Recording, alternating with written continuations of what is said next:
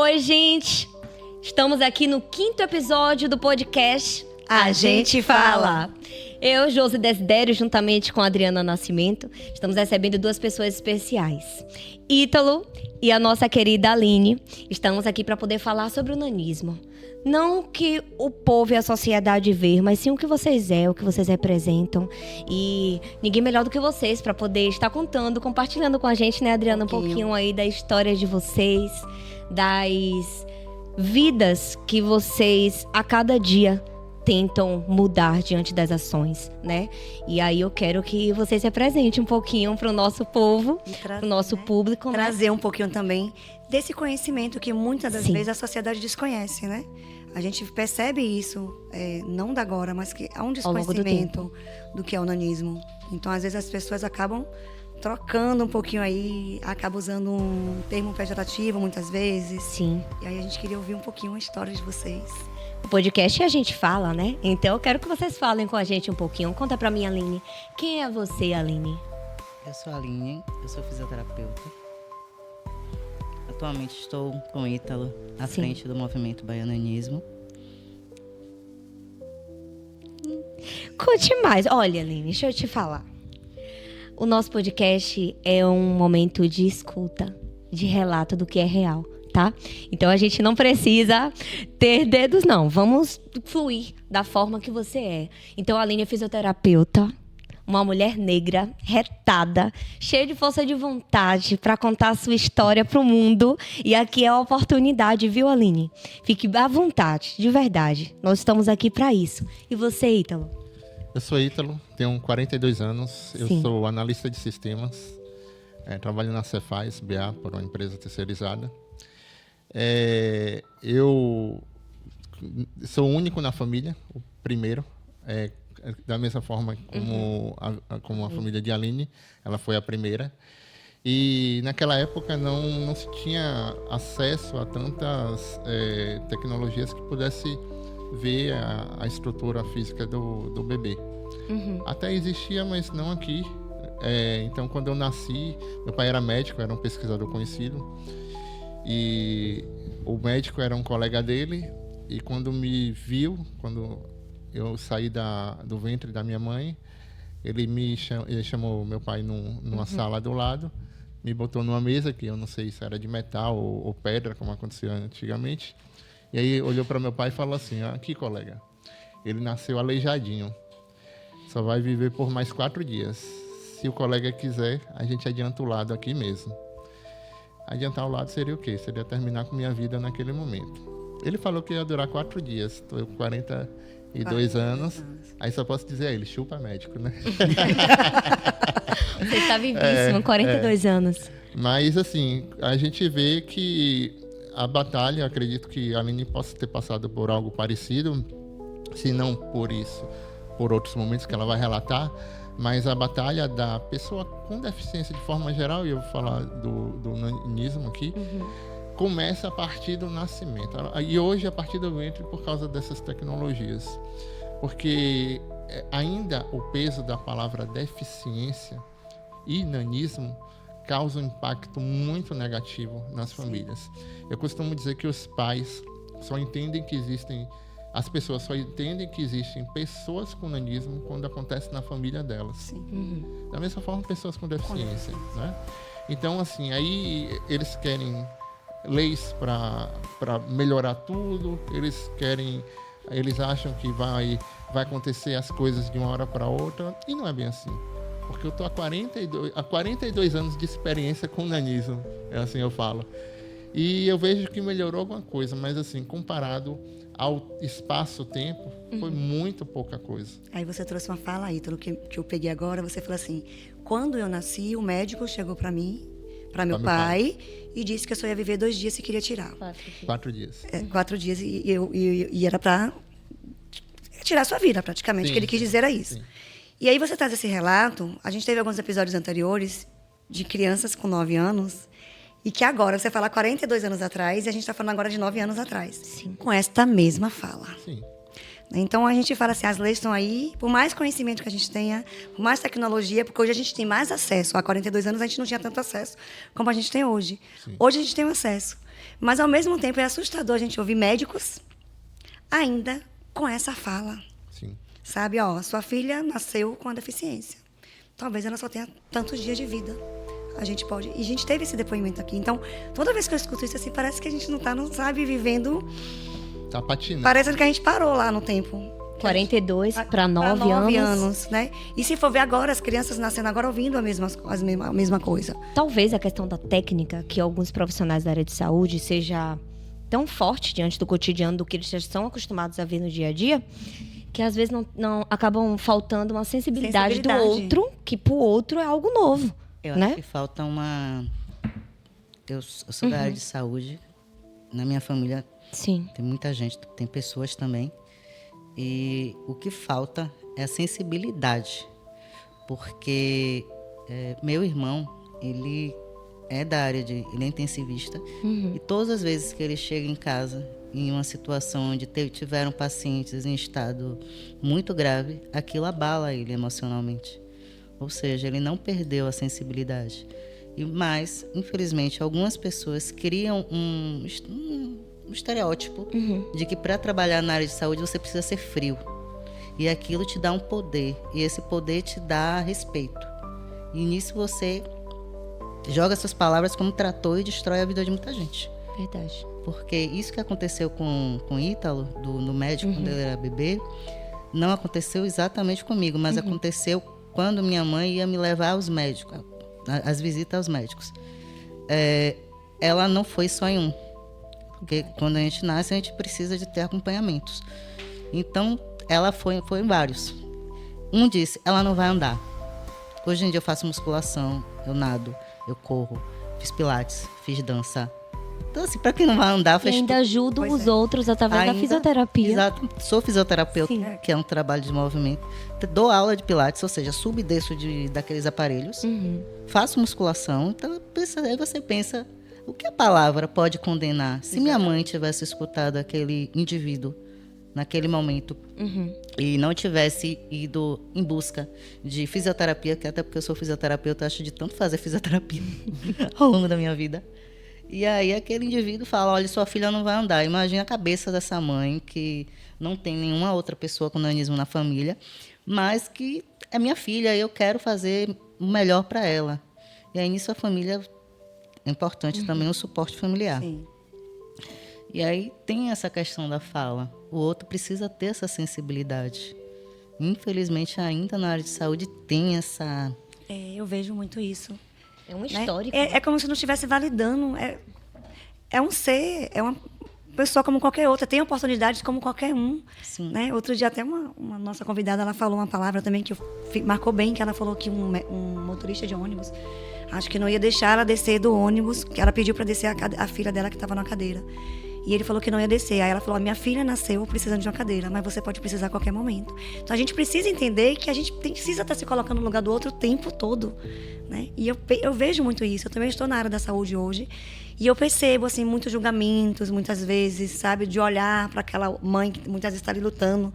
A gente tem que entender quantas negativas essa mãe teve. E aí a gente seria mais um dentro desse contexto terrível. E assim, hoje vocês já são adultos, né? E já tem uma autonomia de vida. A gente sabe também que não foi fácil essa trajetória. Eu queria saber mais um pouco sobre a infância de vocês, a adolescência, né, de vocês. Como é que foi essa construção até vocês conseguirem dar essa virada de chave e dizer, eu vou buscar a minha autonomia financeira, social, de vida, porque eu posso, porque eu quero.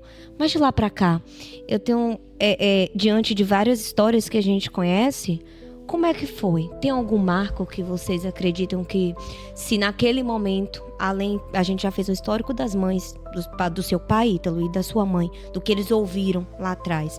Mas e vocês?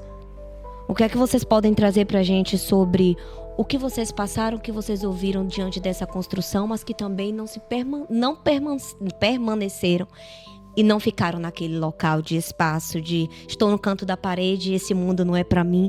Já passou isso na mente de vocês? Como é que foi? Sim.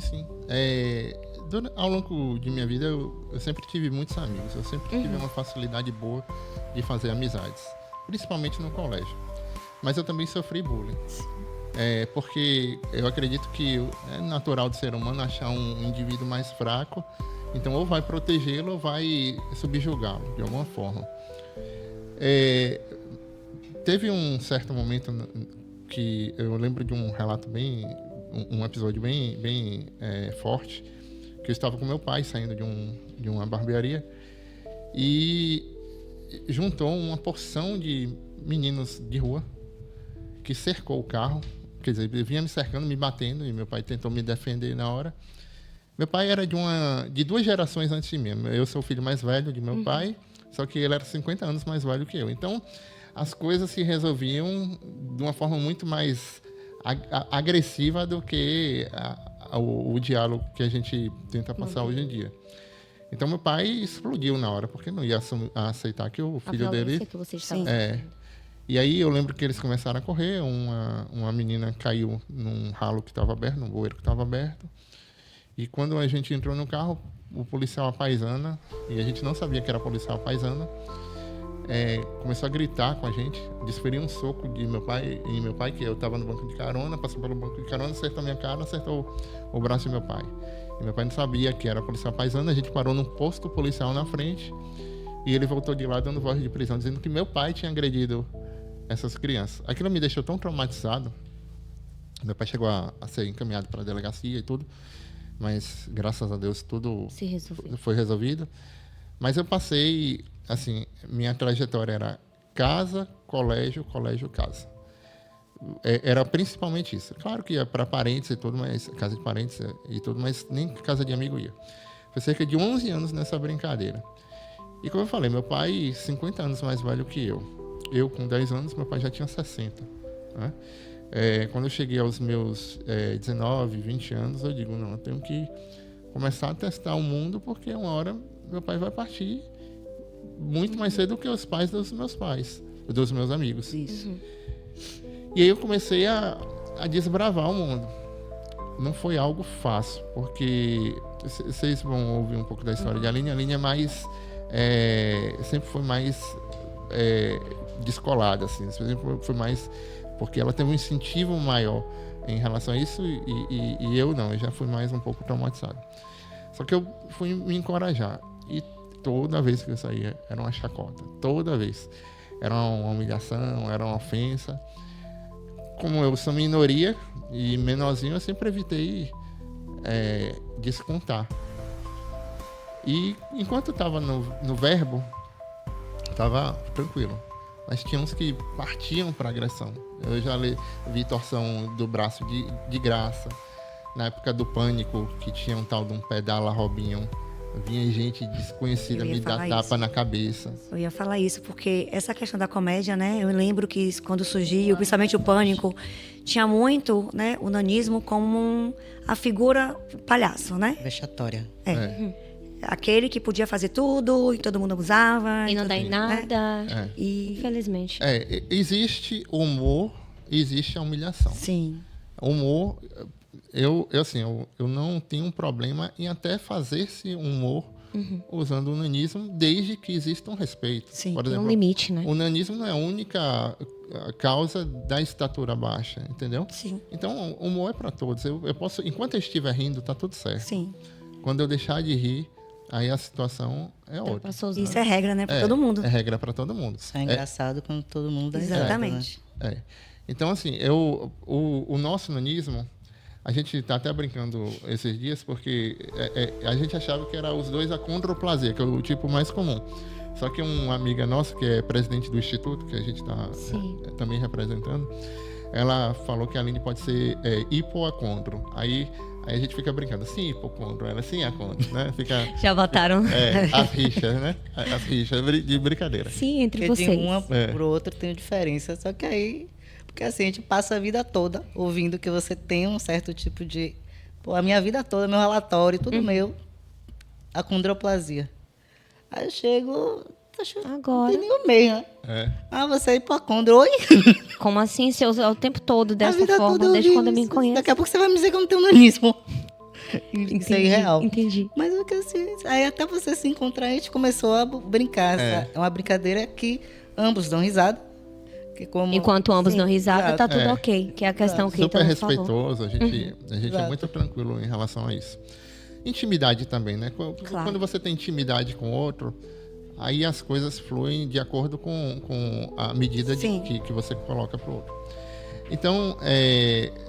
Então a gente tem características comuns. A cabeça, o crânio é um pouco maior, o tronco é normal assim, é padrão. Os membros são menores, costumam ser arqueados. Me ajuda aí, Físio, para eu não falar besteira. A gente costuma ter problemas de lombar, de cervical. A estrutura anatômica faz com que a gente possa desenvolver determinados tipos de problema. Tem situações que já são muito próximas. Tanto eu quanto ele, como um que eu também atendi, que é um amigo nosso, que eu me tornei fisioterapeuta dele, aquela situação de eu estar atendendo uma pessoa que está na mesma condição que a minha, então você atende com uma sensibilidade diferente, uma outra ótica. Para mim foi a melhor experiência que eu tive, assim, respeito todos os meus pacientes. Claro. Mas aquela experiência ali para mim foi única, porque eu sabia exatamente o que ele estava sentindo. Que aí vem da questão da estrutura do próprio nanismo, que é a compressão de canal medular. E nisso gera dores nas pernas, enfim. São sintomas, sinais que desenvolvem. Aí tem a questão da perna arqueada, que alguns têm, né, que é a perna arqueada. Eu não tenho por conta como ele disse, né, a questão de... Vai muito de estrutura, né? Como você vai ser orientado ao longo da vida. Eu não tenho uma perna arqueada, porém a gente tem muitas outras coisas em comum. Geralmente eu sempre fico observando o Ítalo e outras pessoas que eu tenho aproximação, eu olho, o pé dele é igual ao meu.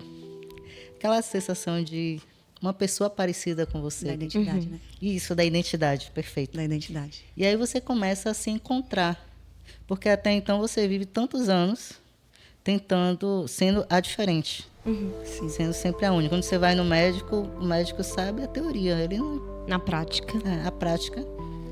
E por muito tempo ainda vai ser assim, porque a gente está enquadrado dentro de um perfil de doenças raras. Então, agora que está começando, porque estão aparecendo, tanto que foi na década de 90 que começou a, de fato, ter pesquisas. Tem medicamento, né? Eu sigo uma criança, na verdade uma mãe de uma criança no Instagram, e aí que eu estava vendo que ela começou agora o tratamento, é um tratamento muito caro, por sinal, mas como eles conseguiram, e estão tentando esse tratamento com medicação injetável todos os dias. O Vosogo. Na verdade, esse medicamento ajuda a amenizar as consequências da condroplasia. Mas, assim, não necessariamente oferece um crescimento. Entendi. Nosso tipo é diferente do pituitário, que chama, que é a pessoa que não desenvolve o hormônio do crescimento, e aí essas pessoas podem ter o tratamento hormonal que elas vão crescer. No crescimento. O nosso, como tem essas consequências, é porque as pessoas olham pra gente e pensam, só é baixinho. Aí deficiente por ser baixinho, eu já ouvi muito isso, até de amigos que me acompanham há mais de 30 anos, chega falando um negócio desse. Eu digo, não, gente, a estatura é só a característica aparente, a estatura baixa. Visivelmente. É a capa. Porque por trás a gente tem um monte de questão. Tem, graças a Deus, a gente tem uma tendência, a gente não teve, mas a gente tem uma tendência a ter hidrocefalia. Sim.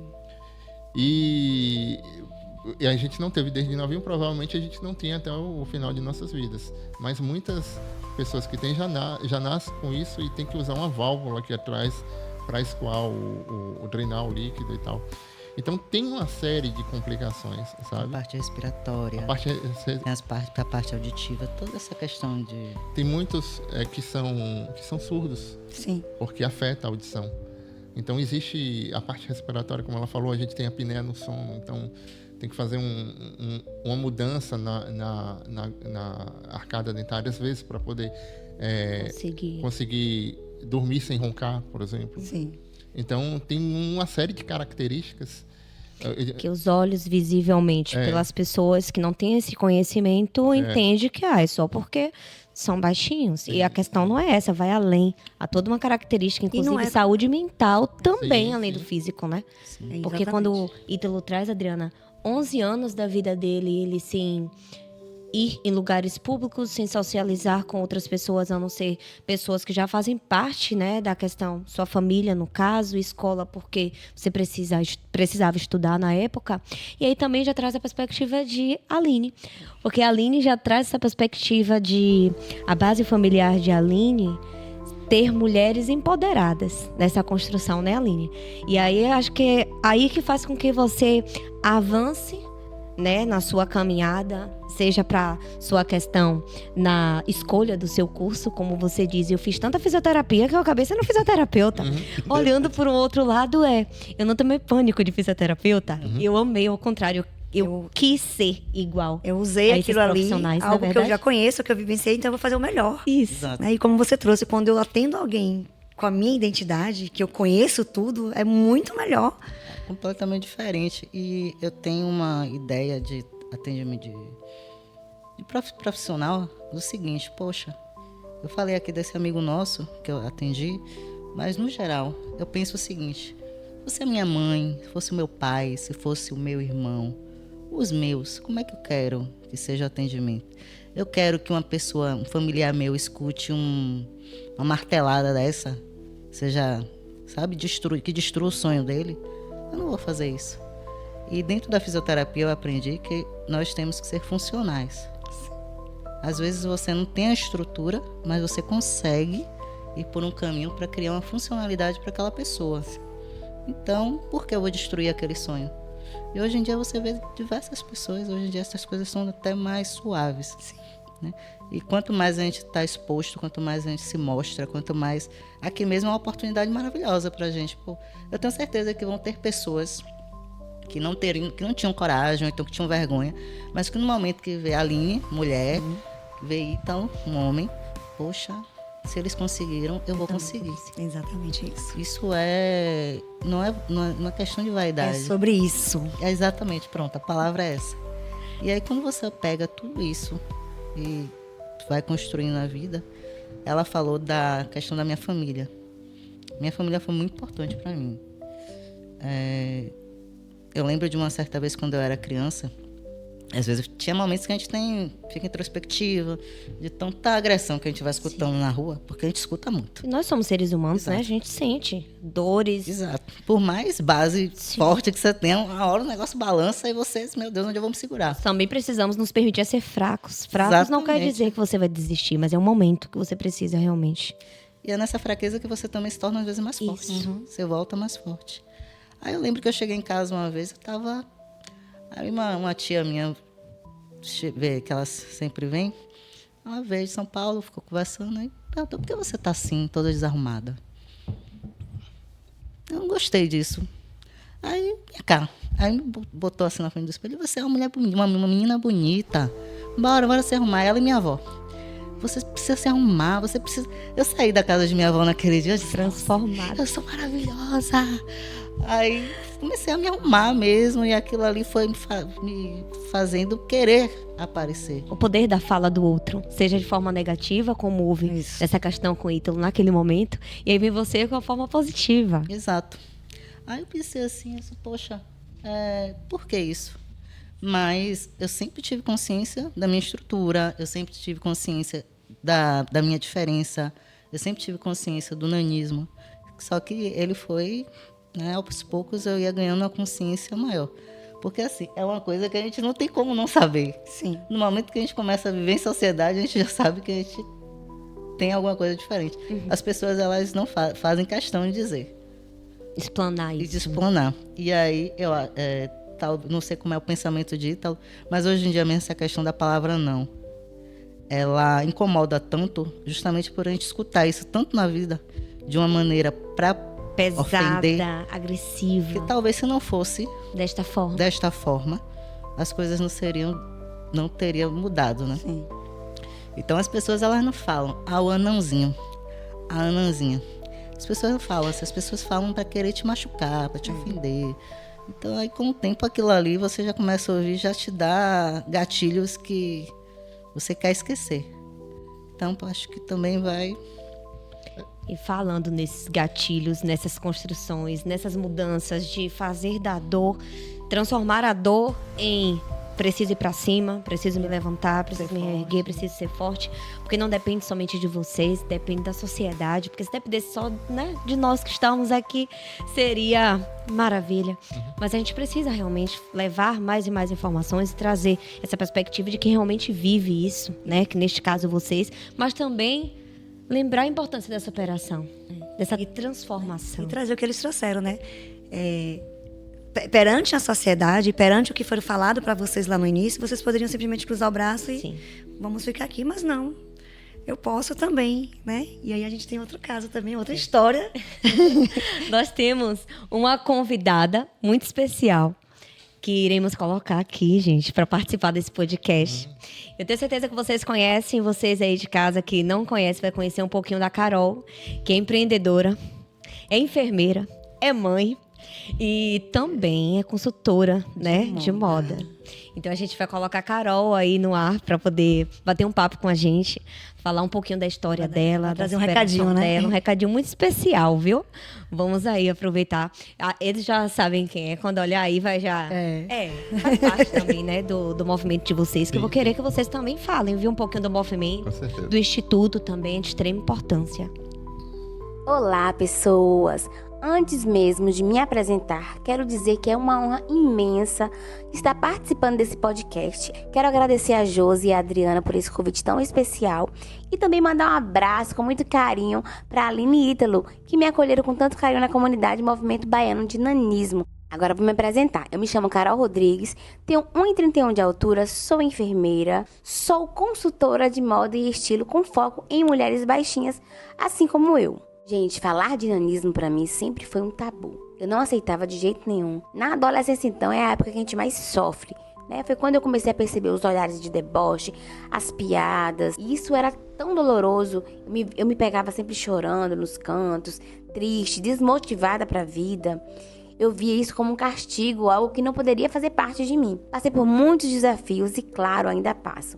Mas hoje eu sei lidar de forma diferente. E depois que eu comecei a trabalhar com a consultoria de imagem, com foco em mulheres baixas, exatamente porque eu sou baixa e eu escolhi esse nicho porque era a minha dor, a dificuldade de encontrar roupas, a dificuldade de me vestir. Então eu me dediquei, testei em mim mesma estratégias, métodos que pudessem me deixar mais bonita, mais confiante, mais elegante.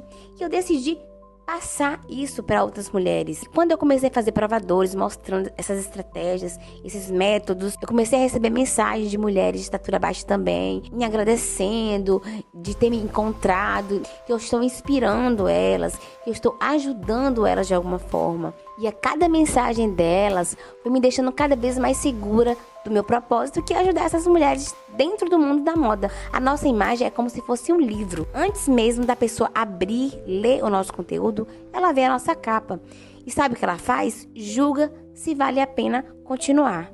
Eu sempre deixo bem claro para as minhas seguidoras e alunas: se sua imagem não está alinhada com seus objetivos, com a sua identidade, com a história que você quer contar, é hora de se perguntar o que está impedindo de se mostrar para o mundo como você realmente é. Ser intencional na forma de se vestir tem a ver com sabedoria. E vamos deixar uma coisa bem clara aqui: você não precisa parecer mais alta, você precisa parecer mais você, com consciência, com autoestima, com estratégia de moda. Mas como? Com roupas que valorizam sua silhueta, com cores que destacam a sua luz, com modelagens que abraçam o seu corpo. Só que se esconder atrás de desculpas como: não consigo emprego porque eu sou baixinha, não tem relacionamento porque as pessoas têm preconceito, isso não resolve. Existe preconceito, capacitismo, e estamos na luta contra isso.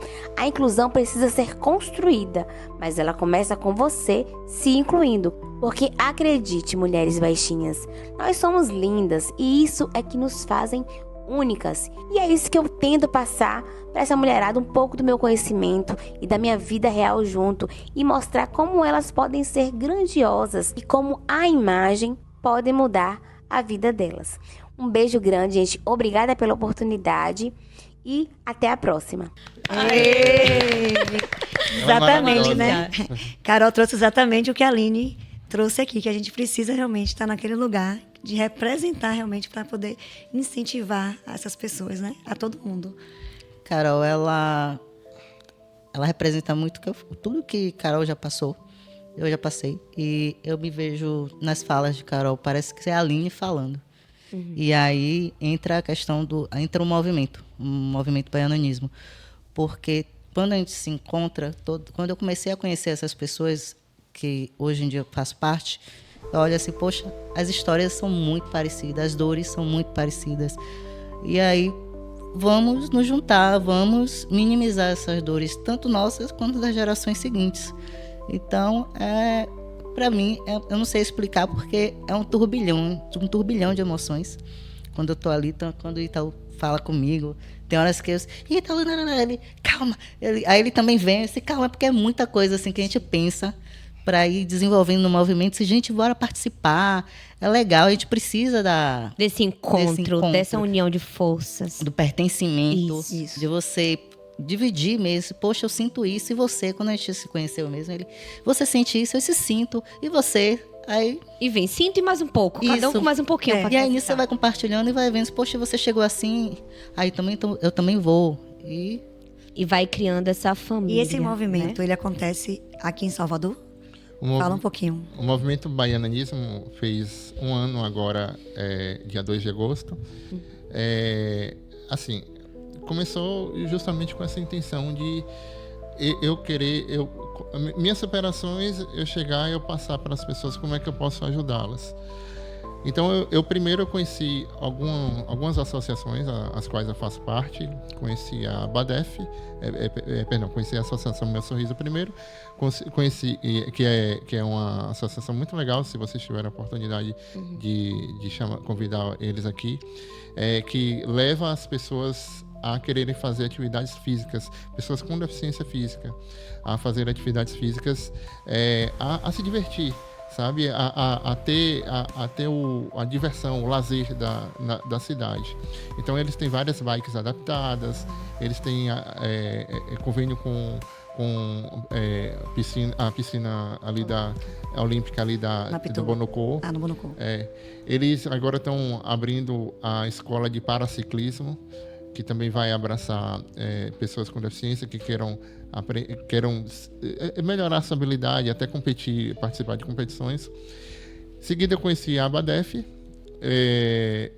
que é a Associação Baiana de Pessoas com Deficiência Física, e já estava procurando o pessoal do Instituto, os institutos, as associações que são existentes no Brasil. Foi aí que eu conheci o Instituto Nacional de Nanismo, que é formado a partir das associações. Somos Todos Gigantes. Sim. E Nanismo Brasil. São 2 grandes associações, uma que já existia de adultos com nanismo, e a outra que passou a existir por causa do filho da presidente do Instituto hoje, que nasceu com nanismo, e ele começou a ver por que alguém questionava ele, que é pequenininho, o que aconteceu comigo com a Aline? É pequenininha, por que eu sou pequeno? E diante desse histórico seu, em diversas associações, que você pensou em fazer um movimento, foi Sim, isso? Eu comecei... E me conte, há 1 ano atrás, esse movimento foi criado de forma virtual primeiro? Como é que funciona? Eu já tinha uma certa experiência com redes sociais. Certo. No começo dos anos 2000, quando começou as redes sociais, eu montei uma comunidade chamada Anões do Brasil. Essa comunidade, por muito pouco, não entrou no Guinness Book. Inclusive, o Peter Dinklage, que fez o Tyrion Lannister lá nossa, me esqueci até. Game of Thrones. Game of Thrones. Ele participava, mas ainda não tão famoso. Ele estava divulgando um filme chamado Agente da Estação, que até é legal depois vocês assistirem. E eu tinha essa facilidade de juntar gente. Como eu falei, eu tenho facilidade de fazer amizade, facilidade de juntar gente. E por muito pouco a gente não entrou no Guinness Book. Como era muito primária essa questão de rede social, não tinha como catalogar. Lá na época. Só que aí eu sentia um peso muito grande, porque as pessoas não tinham uma vontade de estarem ali realmente lutando por algo, por algo que acreditavam. Até porque eles não acreditavam que pudesse haver mudança, sabe? Então eu acabei me afastando. Só que de um tempo para cá, eu tive Covid. E assim, eu costumo falar que foi a melhor coisa que aconteceu na minha vida, por pior que tenha sido. Porque eu dei uma virada de chave. Eu pesava 90 quilos em 2021. Então eu tive muito mal. E assim, eu fiquei com medo de morrer. Como muita gente acabou partindo. Sim. Só que eu consegui me manter em casa, no home care, com as economias que eu tinha, e acho que foi isso que me fez sobreviver. E aí eu fiz uma promessa para mim mesmo. Eu digo, ó, depois que, se eu sair dessa, eu quero abraçar um propósito grande e vai ser vinculado à minha questão. Eu quero ajudar as pessoas a se superarem, a fazer isso. E eu consegui sair. E a primeira coisa, eu comecei a tentar ali naquele momento, só que não dava certo porque minha saúde ainda estava muito degradada. Uhum. Então eu entrei na atividade física, comecei a academia. Em um ano eu perdi 16 quilos. E até o final da jornada eu tinha perdido 27 quilos. Ou seja, de 90 quilos eu fui para 63. E não foi só a perda da gordura, mas sim ganho de massa muscular. Então eu estava muito assim, sabe? Eu fazia Você tudo. Você viu realmente numa situação de e aí preciso reagir. E as pessoas começaram a me lembrar sem querer do meu propósito. Poxa, você é um exemplo. Pessoas até sem nanismo, assim, por conhecer a sua história. Hã? Por conhecer a sua história, sim. Né? Disse, eu comecei a ver você na academia, eu passei para academia, sabe? Eu comecei, tem uma história que é bem marcante, que é do seu Maurício, e ele tá bem mal hoje em dia, ele tem um tumor no cérebro. E aí ele sempre caminhando comigo, ele passava por mim, ele falava assim, ele dava um sorrisão, né? Aí um dia ele sentou assim, meio cansado, tudo bem, o que você tem? Ele, eu tenho um tumor no cérebro. Eu digo, nossa, sério? Aí ele, mas é uma alegria estar aqui com você. Eu digo, por quê? Aí ele, eu te vi ali, ele me apontou o apartamento dele. E todo dia você andando aqui, eu digo, eu vou tentar fazer até o final. E aí ele começou a andar, resistindo no que ele podia por minha causa ali, você tá entendendo? Eu digo, cara, que coisa. Eu falo com a esposa dele, já existe uma relação. Uma relação. Enfim, então assim, aquilo me deu muita força, sabe? A sua ação incentivou, inspirou uma outra pessoa que naquele momento era muito delicado e ele disse assim, eu vou me inspirar nele. Sim. Isso é tão forte que ele está trazendo que eu penso nisso. A gente, as pessoas, a gente tem propósito, gente. Muitas vezes a gente pensa, a gente não sabe quantas vidas nós inspiramos através da nossa. Sim. Exatamente. Às vezes as pessoas, ele tá falando aí, e eu passei por uma situação parecida com o Ítalo, de virada de chave de peso, mas não foi por causa do Covid. Foi eu mesma que decidi isso hoje. A partir de hoje, foi até no Natal isso. A partir de hoje eu não quero mais estar sobrepeso. E aí eu fiz aquela mudança mesmo, procurei aqui uma equipe de nutricionista, personal, enfim, algumas pessoas. Eu disse, não, eu quero sair. Eu tava beirando o manequim 44, eu disse, não, eu não quero chegar no 44. Aí eu fui reduzindo. Quando eu cheguei, hoje em dia eu vejo o quê? Eu só não visto 36 por conta da largura de quadril. Mas, você pensar, você saiu do 44 para estar no 38. O foco, a força de vontade. As pessoas olharem para você e ter você como referência. Mas eu digo pessoas no geral, como ele falou.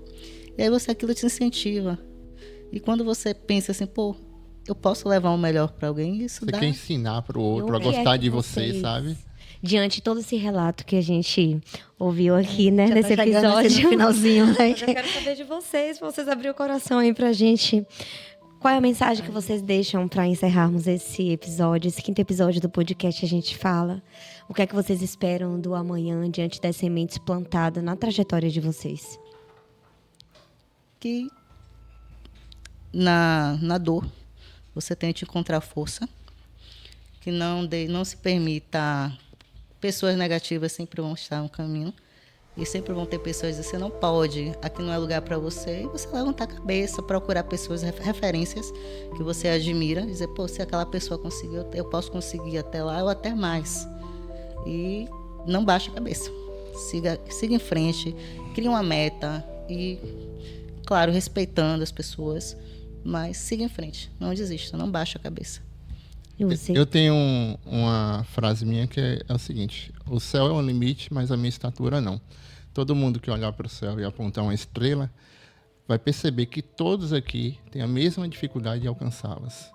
Então nada lhe impede de um dia você está alcançando a sua estrela, alcançando seu foco, alcançando seu objetivo. Esse é o principal motivo desse movimento, para a gente levar as pessoas, encorajarem elas a irem para as ruas, para estarem presentes. Quero ser um médico, seja um médico. Quero ser um advogado, seja um advogado. Quero ser um ator, seja um ator. Nada lhe impede. Só ter coragem e acreditar numa luta, que eu tenho certeza que cedo ou tarde a gente vai vencer. E estamos vencendo. E logo, logo a gente vai ver muito mais pessoas com nanismo, e aquilo vai ser tratado como algo normal e não como chacota, não como humilhação, não como redução de um ser humano. E é isso. Perfeito. Não tem como a gente encerrar, né? Encerrar com uma mensagem dessa. É verdade. A gente Aproveita e fala o Instagram do movimento, né? Movimento Bahia Nanismo. O Instagram é @baiananismo. Tá, mudou? Vai, Aline. @movimento Isso. Baiananismo. Isso aí, tudo junto, minha gente. Isso. Estamos encerrando esse 5º episódio do podcast. A gente fala. Tivemos a oportunidade de conhecer um pouquinho da história de Aline, de Ítalo, que reflete, de Carol também, né? Que reflete na vida de tantas outras pessoas, e continuamos convidando vocês a compartilhar histórias, a participar, a se inscrever também no canal do YouTube, o podcast A Gente Fala, fazer parte dessa família, dessa construção por dias melhores, igualitários. E muito obrigada por vocês também fazerem parte desse projeto, estar com a gente nesse mesmo intuito. E aproveito e convido vocês também a acompanhar a página do Instagram, @podcast A Gente Fala, bem como o Instagram também deste movimento incrível que está aqui na Bahia, revolucionando. É o Movimento Baiananismo, então o Instagram também é o movimento, @movimento Baiananismo, tudo junto. Segue, compartilha e participa desse projeto, desse movimento incrível. Muito obrigada. Muito obrigada. Contem com a gente, viu? Chegamos. Tá Isso aí.